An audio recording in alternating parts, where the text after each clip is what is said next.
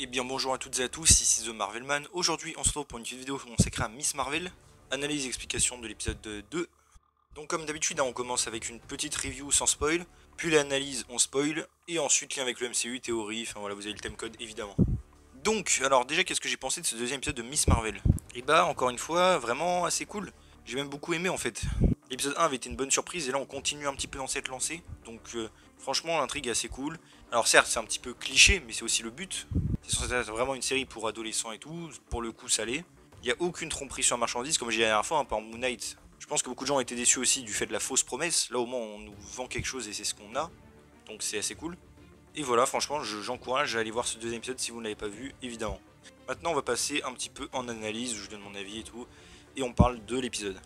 Et bien voilà, comme la dernière fois, j'avais dit qu'il n'y avait pas grand chose qui se passait en l'épisode 1 pour faire une analyse vraiment concrète. Alors si, évidemment, on a toute l'introduction de tous les personnages, c'est très cool. Mais là, dans cet épisode, je trouve qu'on a déjà plus à se mettre sous la dent quand même. Déjà, j'ai beaucoup aimé que Kamala, au début, on voit qu'elle prend confiance en elle hein, quand elle arrive à son lycée. Ça montre l'évolution et tout, et le fait qu'elle a des pouvoirs. Ça pourra peut-être même la rendre un petit peu plus tard arrogante, on verra. J'ai bien aimé aussi que Bruno lui dise de cacher son identité, alors qu'en vrai, dans le MCU, je crois qu'il n'y a que deux héros officiellement qui ont une identité secrète, hein, Daredevil et Spider-Man. Donc c'est assez marrant quand même. Pareil, beaucoup aimé ensuite la séquence d'entraînement. Ça m'a rappelé un petit peu Shazam, quand il teste les pouvoirs et tout. Donc franchement, c'était assez cool. Je trouve d'ailleurs, même si c'est pas incroyable, hein, les effets spéciaux plutôt pas mal justement. Je veux dire, oui, on sait que c'est des effets spéciaux, mais je trouve que ça rend bien à l'écran. Ensuite aussi, un truc intéressant pendant cette séquence, c'est Bruno qui dit que donc le pouvoir de Kamala ne vient pas du bracelet, mais d'elle-même, de son propre corps, et le bracelet l'active. Alors évidemment, vous inquiétez pas, on va reparler de tout ça à la fin en théorie, hein, vous avez le timecode. Mais c'est très intéressant car comme vous le savez, je pense personnellement, et c'était dû à des leaks mais aussi à des théories, qu'en effet elle sera bien inhumaine. Et cela semble nous donner l'indice dans cette direction. Car je le rappelle, hein, pour ceux qui ne connaissent pas, les inhumains ont leur pouvoir activé grâce à une transformation, et ce sont des expérimentations cri. Et là dans la série, évidemment ce n'est pas encore arrivé, et je pense, comme dit le truc, que le bracelet active ses pouvoirs mais temporairement. C'est-à-dire qu'elle n'a pas encore eu sa vraie transformation, si elle est vraiment inhumaine bien sûr. D'ailleurs à un moment quand elle fait son espèce de malaise là où elle a des hallucinations, on peut voir de la brume arriver. Donc pour moi, c'est la brume tératogénèse, donc qui déclenche la transformation normalement des inhumains. Je veux dire, sinon pourquoi avoir fait autant de brume? Enfin, c'est un peu étrange. Je pense peut-être, hein, ça on en reparlera aussi en théorie, mais peut-être que le bracelet, le fait que sa transformation du coup ne soit pas complète, la rend malade. Même dans la Jambe on a bien vu que le processus, quand on se transforme, était assez douloureux, que ça pouvait rendre un peu malade pendant quelques jours. Donc peut-être que c'est dû à ça. Et qu'il va falloir qu'elle se dépêche en gros de faire sa vraie transformation, sinon il pourrait lui arriver des choses. Il y a aussi de l'écriture, hein, ils savent pas trop si c'est de l'arabe ou quoi. Personnellement, si on se dirige bien vers ça, je pense que c'est du cri, car ce serait évidemment lié aux inhumains, et c'est vrai que de loin, bon on n'a pas vu de très près, l'écriture je trouve ressemble un petit peu au cri qu'on a déjà vu dans Agent of Shield évidemment, mais aussi dans les Gardiens de la Galaxie et tout, enfin bref, la même écriture on dirait. Pareil, la fête machin chez Zoé c'était assez sympa. Je pensais d'ailleurs que ça durerait beaucoup plus longtemps dans l'épisode, ça m'a étonné que ça se passe aussi vite. C'était surtout en fait pour introduire, enfin rapprocher Cameron. Hein. Cameron qui d'ailleurs dans les comics est un inhumain, on en reparlera aussi en théorie. J'ai bien aimé aussi, du coup, on voit bien que Bruno là commence à être jaloux. J'avais bien senti hein, qu'il y avait quelque chose dans le premier épisode entre les deux. Donc c'est assez intéressant à voir comment ça va se faire, évidemment. Alors oui, pareil, ça c'est un petit peu cliché, mais c'est voulu. Donc c'est pas un défaut pour moi. Ensuite, il commence aussi à parler un petit peu de l'histoire de l'arrière-grand-mère de Kamala, hein, dont j'avais déjà parlé dans des vidéos théories. Aïcha, donc qui aura un lien avec tout ça. Qui a été guidée apparemment par les étoiles. Pareil, les étoiles, donc cosmiques, peut-être les cris, enfin, on commence à lier un peu tout ça. Les étoiles aussi, souvent, sont considérées comme des anges. Je rappelle que les cris sont appelés anges bleus dans Agent of Shield quand ils sont arrivés sur Terre. Enfin, bon, on verra, mais à mon avis, il y a quelque chose avec ça. Pareil, on en reparle en théorie. Ensuite, la fête et tout, pareil, assez cool. Ça nous plonge bien dans la culture de Kamala, donc c'est très cool. Nakia aussi, je l'aime bien. Bon, on verra évidemment où son intrigue va mener et tout. Le sauvetage aussi du gamin là dans l'épisode était plutôt cool, je trouve. Alors oui, la manière dont évidemment il tombe, hein, c'est ridicule, même si évidemment ça arrive dans la vraie vie des gens comme ça, qui ont ce genre d'accident. Mais je trouve que le sauvetage fonctionne plutôt bien. On voit Kamala qui, ça y est, ressauve quelqu'un. Elle commence à maîtriser beaucoup mieux ses pouvoirs, mais elle galère un petit peu quand même. Donc ça montre qu'il va falloir qu'elle soit quand même prudente. Du coup, je ne sais pas trop comment le public va la voir après, vu qu'elle a, entre guillemets, échoué, mais au final, elle a quand même sauvé. Mais vous voyez ce que je veux dire, vu qu'elle l'a sauvé en galérant. Est-ce que le public va avoir une mauvaise image d'elle, peut-être? On verra. D'ailleurs, je ne sais pas si vous avez remarqué, mais le petit là que Kamala essaie de sauver, il a les chaussures en fait que Nakia s'est fait voler. Du coup, a priori, c'est bien lui qui vole les chaussures. Assez intéressant. Est-ce qu'ils en reparleront après dans les autres épisodes? Je sais pas. Ou est-ce que c'est juste pour montrer vite fait? Et d'ailleurs, après, on parle aussi hein, des trucs avec Damage Control, mais j'ai bien aimé que. En fait, ces pouvoirs, je trouve, même si dans la série, évidemment, sont très différents des comics, que pour moi, il n'y a pas vraiment de raison de les changer, comme j'ai dit, à part pour faire plus esthétique pour Captain Marvel, pour le prochain film, The Marvel. Je trouve quand même qu'on retrouve grâce à ses nouveaux pouvoirs, la possibilité des anciens pouvoirs de Kamala, c'est-à-dire, certes là elle a pas les jambes élastiques, mais avec les plateformes ça fait comme si elle pouvait augmenter sa taille, vous voyez ce que je veux dire? D'une certaine manière, c'est ça que je veux dire. Mais bon, on verra, hein. Il y avait des théories qu'elle puisse peut-être après avoir ses vrais pouvoirs à la fin de la série, qu'elle est en comics, on verra. Donc après on a bien vu Damage Control, hein, comme j'avais dit, avec les drones de Stark, donc a priori récupérés après No Way Home, hein, qu'ils ont reconditionné pour les utiliser à leur avantage. Encore une fois, hein, un truc que je me demande, c'est donc l'actrice Alyssa Rainer, qui est dans la série, là, qui joue une des femmes avec Damage Control. Normalement, hein, de ce qu'on savait, c'est qu'elle était membre de l'organisation NICE, qui devrait chasser des gens à pouvoir, et a priori, comme j'ai dit, des inhumains. Là, dans la série, pour l'instant, on dirait vraiment qu'elle est avec Damage Control et pas autre chose. Hein. Donc on verra comment ça va se faire. Car même, je veux dire, sur les photos de tournage, on voyait qu'elle avait le truc de l'organisation NICE. À moins qu'elle soit peut-être en couverture, enfin... Mais je pense qu'il y aura quelque chose avec elle. Et aussi, encore une fois, hein, j'ai failli oublier, mais la mise en scène est toujours vraiment très bien, très travaillée, je trouve. Les plans sont très stylés, l'esthétique, les trucs qui se mettent à bouger un peu en animation, comme par exemple quand elle écrit les messages et tout. Je trouve qu'il y en avait moins dans cet épisode du coup. C'est pas forcément dérangeant, hein, mais franchement, j'aime beaucoup cette mise en scène. Encore une fois, ça ressemble beaucoup, je trouve, à Into the Spider-Verse. Et franchement, j'aime bien quoi. Et je trouve ça quand même un petit peu fou qu'ils se donnent beaucoup plus à fond dans des idées comme ça pour une série, entre guillemets, je dis bien, hein, pour ados comme ça. On va dire avec moins d'ambition que certains autres trucs du MCU. Alors que pour No Way Home, par exemple, c'était le plat complet, enfin bon, bref. Mais franchement, j'aime beaucoup la mise en scène. Et enfin, à la fin, bon, évidemment, on est introduit à Najma, donc la mère de Kamran, qui, je le rappelle, sera la méchante principale, hein, de la série, et qui apparaît donc dans des visions, quand Kamala a ces espèces de trucs avec le bracelet. Encore une fois, on va reparler de ça en théorie. Mais avant ça, on va parler un petit peu des liens avec le MCU. Alors déjà, on peut voir une petite référence à la mort de Black Widow, hein, quand elle a failli tomber, la d'Arbor, et qu'elle lui dit laisse-moi tomber et tout, bon... Encore une fois, hein, j'aimerais bien savoir comment tous ceux du MCU connaissent les détails de cette mort, ce qui est totalement illogique, mais bon. Encore une fois, c'est pas un problème de la série en soi, hein, c'est un problème avec le MCU en général. Une petite ref aussi aux Éternels avec Kingo qui est mentionné, ça fait plaisir quand même.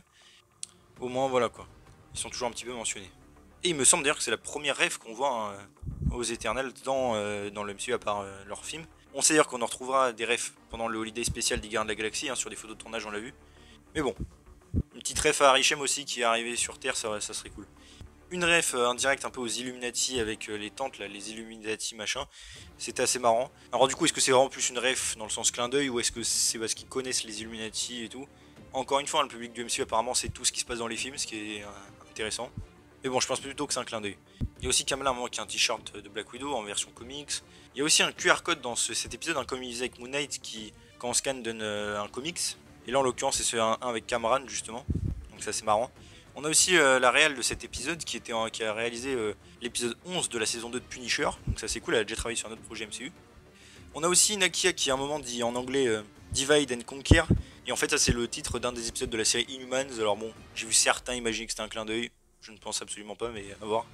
J'aime bien aussi que l'agent de Damage Control, hein, dans No Way Home, hein, ça fait un lien aussi, qui revient.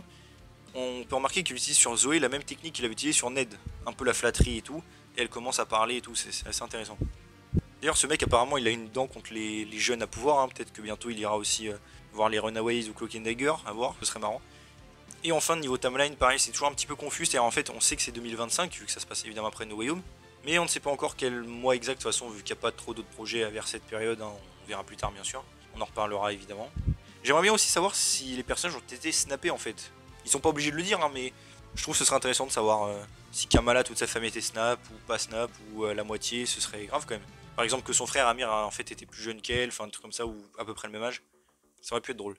Et enfin on va passer maintenant cette fois en théorie pour les prochains épisodes. Donc on a Kamala qui se fait secourir par Kamran, et donc sa mère Najma qui lui est introduite. Alors je suppose évidemment qu'au début Najma va peut-être être plus une alliée. Au tout début en tout cas elle va manipuler Kamala, ça j'en suis sûr. Lui expliquer peut-être un petit peu la situation par rapport au bracelet. Car encore une fois, dans cet épisode, Kamala cherche absolument des réponses, et elle va lui en donner. Elle va sans doute lui expliquer aussi que Kamran, lui, ne peut pas se transformer avec un des bracelets. Alors, pareil, on en reparlera, mais je vous rappelle que dans la série, il y aura les méchants, le clan Destine. C'est un clan de djinns, entre guillemets, qui sera en fait des inhumains, mais bon, pareil, ça c'est que des rumeurs. Et qui obéirait donc à Najma, hein, la femme qu'on a vue.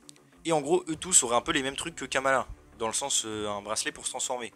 Mais c'est ça que je me demande, c'est du coup, est-ce qu'ils ont le bracelet ou pas? Est-ce que Najma va vouloir récupérer le bracelet? On en reparle après ça. Et a priori dans l'histoire, hein, il y avait des rumeurs que Kamran n'y arrive pas. Ne puisse pas utiliser les pouvoirs. Et donc elle lui expliquerait peut-être ça. Je suppose aussi que Najma évidemment connaît Aïcha, hein, probablement ou même de réputation. Donc l'arrière-grand-mère de Kamala. D'ailleurs, hein, on a appris que Aïcha était mal vue. Hein. La mère de Kamala lui dit même qu'elle a jeté le déshonneur sur la famille. Donc qu'est-ce que ça peut bien cacher? Moi, encore une fois, je suppose, si la rumeur est vraie que ce soit des... qu'ils se considèrent descendants de Jin et en fait ce soit des inhumains, vu que c'est mal vu et tout, peut-être que le fait qu'elle soit entre guillemets Jin, ça a acheté pareil le déshonneur sur la famille de Kamala, vous voyez ce que je veux dire? Je pense que ça va être un délire comme ça. Je pense aussi que du coup, le fait que Kamran débarque maintenant et Najma pareil, je pense peut-être que c'est dû au fait qu'elle ait activé le bracelet, peut-être qu'ils l'ont vu à la AvengerCon et du coup ils se sont ramenés. Et du coup ils ont retrouvé peut-être la trace de la famille de Kamala car ils connaissent son ancêtre. Car encore une fois, un Kamran qui débarque pile à ce moment, je suis sûr que sa mère l'utilise en fait pour atteindre Kamala. Ça arrive pile au bon moment, donc à mon avis ça va être ça. Peut-être aussi qu'elle ressent le bracelet, parce qu'à un moment je me suis dit, peut-être que Najma avait déjà le bracelet avant, et qu'elle avait combattu l'ancêtre de Kamala, peut-être qu'elle peut vivre longtemps, enfin vous voyez ce que je veux dire. Ou que sa famille voulait le bracelet. Peut-être un délire comme ça, que c'était l'ancienne Miss Marvel entre guillemets. C'est dangereux d'ailleurs maintenant du coup qu'elle connaisse son identité. Ça lui, je pense, lui crée des problèmes. Il va falloir faire gaffe. On sait aussi, je rappelle que dans les trailers, on voyait que Kamala à un moment va aller au Pakistan, a priori en tout cas, et qu'elle croisera Red Dagger, c'est un autre héros, enfin bref. On a vu ça dans les trailers. Alors pareil, quel serait le contexte? Est-ce que ça arrivera bientôt? Est-ce que vers la fin de la série?